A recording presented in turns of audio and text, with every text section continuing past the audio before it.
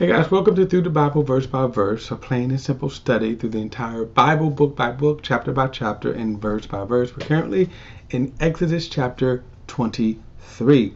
Now, we are journeying through the Old Testament. Keep this in mind that as we go through, some of these chapters I'm going to just read through because the commandments are self-explanatory. What I would say is that these commandments, they do show the standard of righteousness with God. In other words, God's standard of righteousness. I believe that it was through this giving of the law that the standard of morality spread through the entire world. Now, the reason why I say that is because if you think about this from this perspective here, and I'm not going to get into it, but even if we wanted to discuss a philosophical discussion on morality, how do you arrive? What is the standard of morality? So if I'm talking to an atheist, and now they're getting smarter at their arguments, but keep this in mind. If, as an atheist would say, there is no God, then what is right and wrong? One, how do you establish right and wrong? And who established right and wrong? Now, their arguments, which have progressed over the years, basically say it's almost like common sense, which is simply not true. Keep this in mind that Paul tells us that the law, right, the law was given for an unrighteous man, which again refutes the atheist argument. It is sinful man. That's why we have laws. In other words, if we didn't have a law, who would obey him? See, if we didn't have law, see, I would think that I always should have the right of way, that you should always stop before me, and you should always give me the right of way. So who's to say that I'm wrong? Well, God tells us that. Not only does God tells us that, but we also know why he tells us that.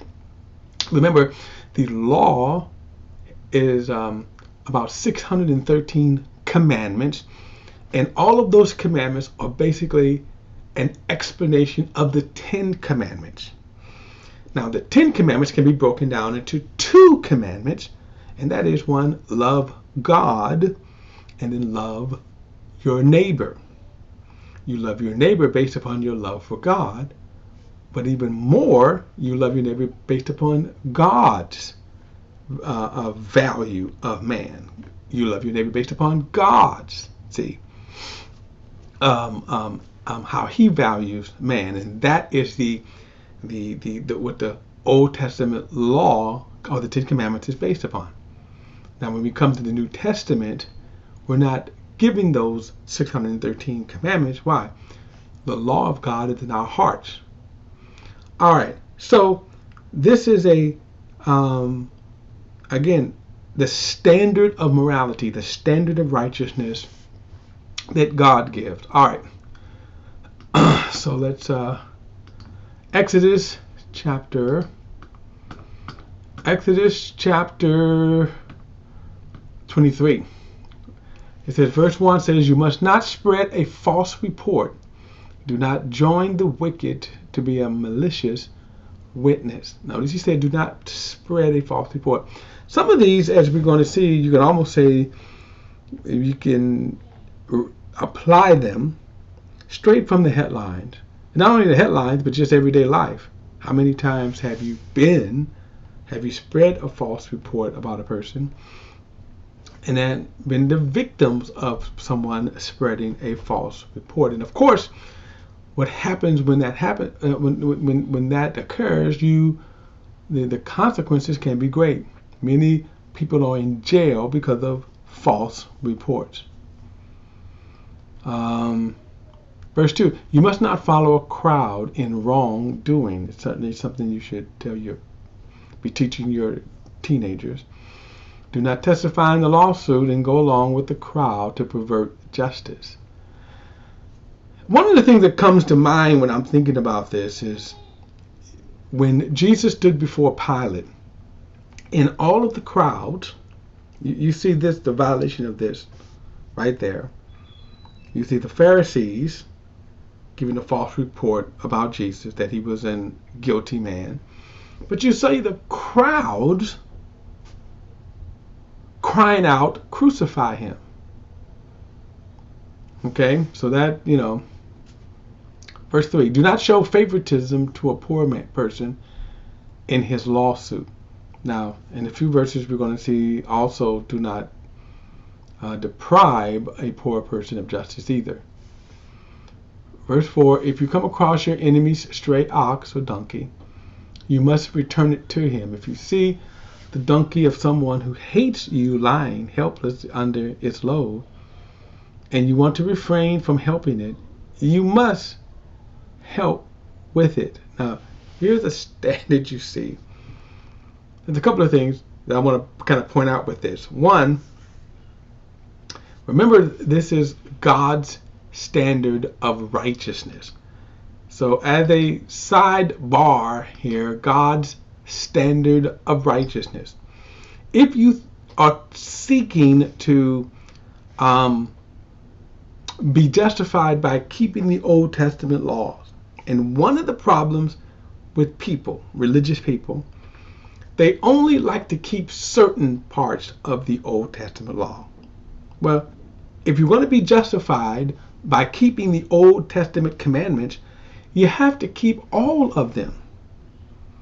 So to violate even one, it would mean you violate the entire law. And this is an example of that. We think this is minuscule. We think, oh, that's no big deal. But the fact that God tells you to carry out this act of righteousness, if you refuse to do it, you fail the entire law. That's the problem here with religion. Oh, adultery, homosexuality, murder, oh, we got that. But this is just as important according to the law. Well, he says this right here, you have to obey it. And notice he said, even if the one that you have to help, they hate you. Now get that in mind.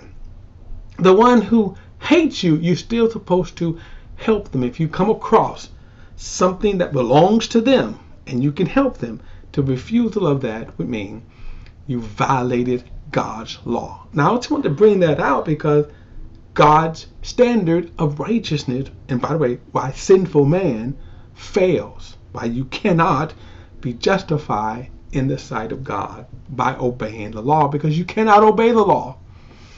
But understand the standard is there. Even in this case, the standard is there. All right.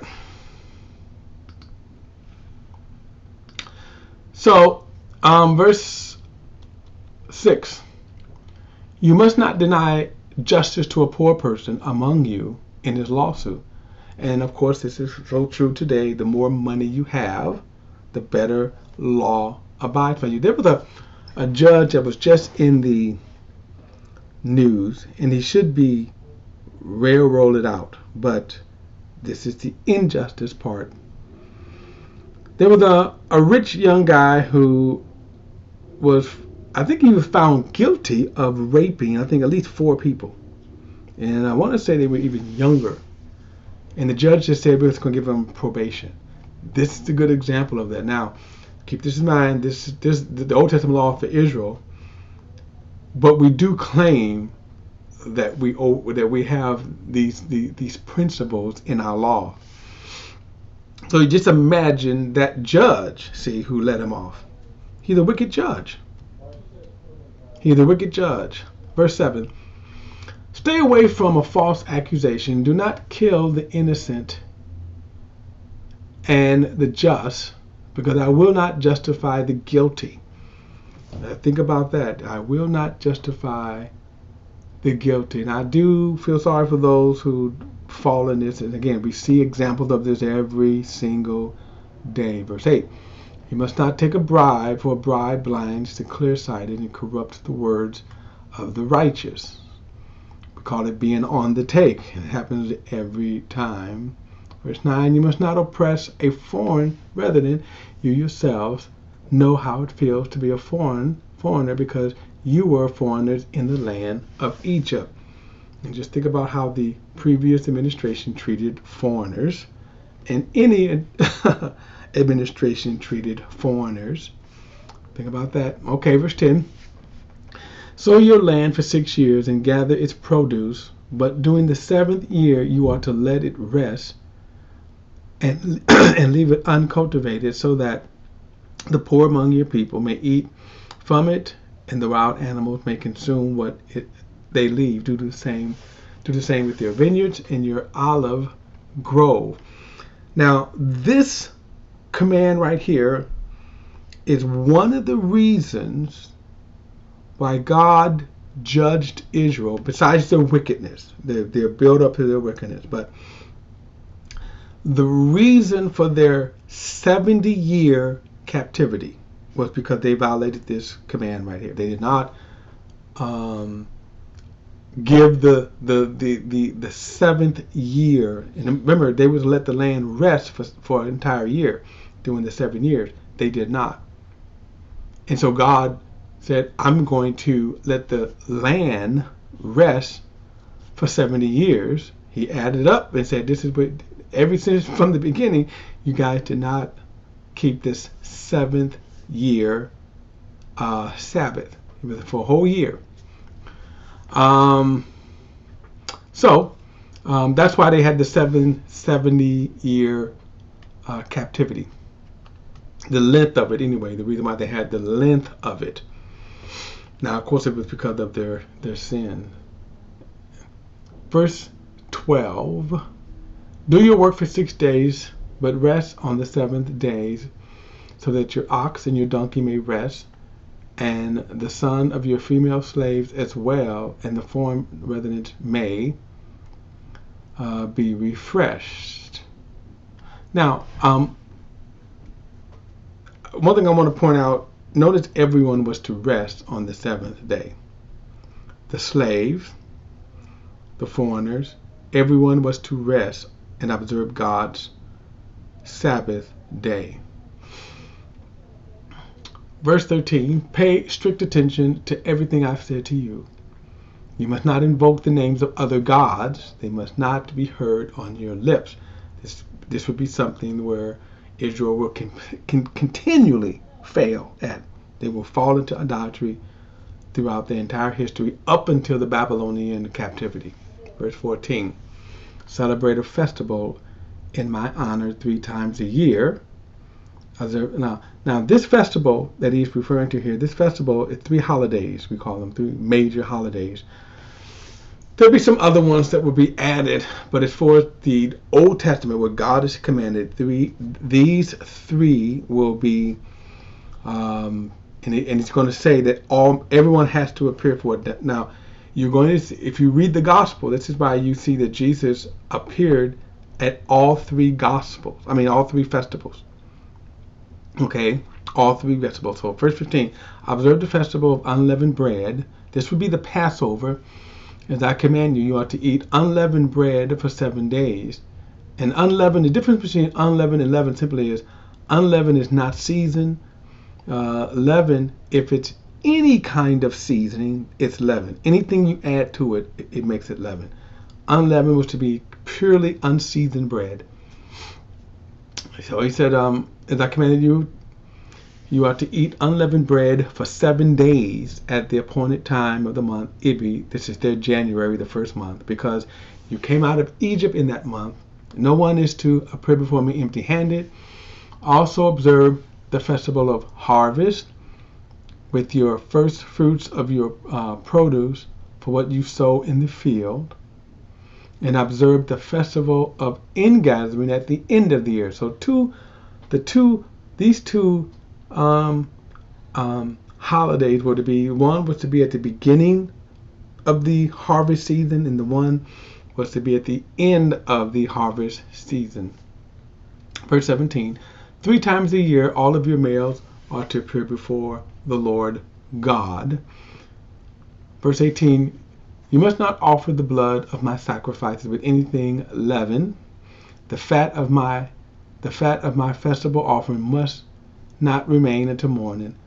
In other words, they eat it up or burn it or something like that. Verse 19, bring the best of your first fruits of the land into the house of the Lord your God. So in other words, when you would think that they could kind of sneak one over on God and get all the damaged, injured, crippled animals, God says, no, you are not to offer any of that. They're to be perfect. Verse 19, bring the best of your first fruits of your land to the house of the Lord your God, not the rotten ones, the overripe ones, underripe ones. And then he says, you must not boil a young goat in its mother's milk. Now, we'll see that later, but verse 20, I'm going to send my angel before you to protect you on the way and to bring you to the place I have prepared. Be attentive to him and listen to his voice. Do not defy him, because he will not forgive your acts of rebellion, for my name is in him. Now, this is kind of interesting because, remember, we don't have a lot of detail, so we're not going to even attempt to try to explain this. In other words, their angel that was with them.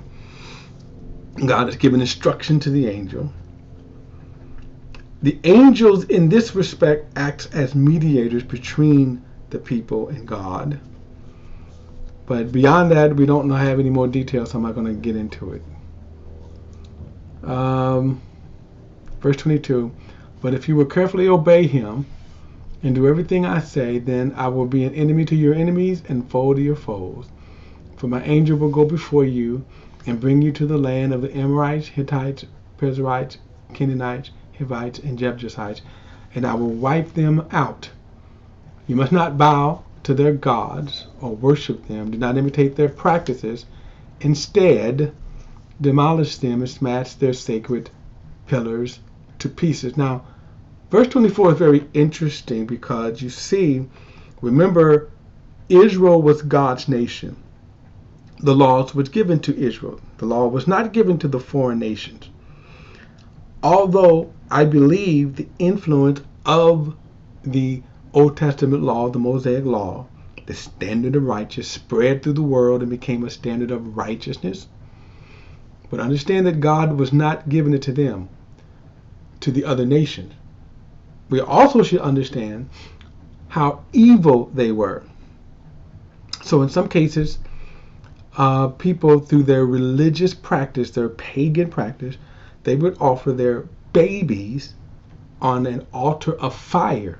In other words, there was a god that kind of had his palms out. They would heat up his hands till they were glowing hot, and they would put their babies on that on those hands and offering to their god Moloch.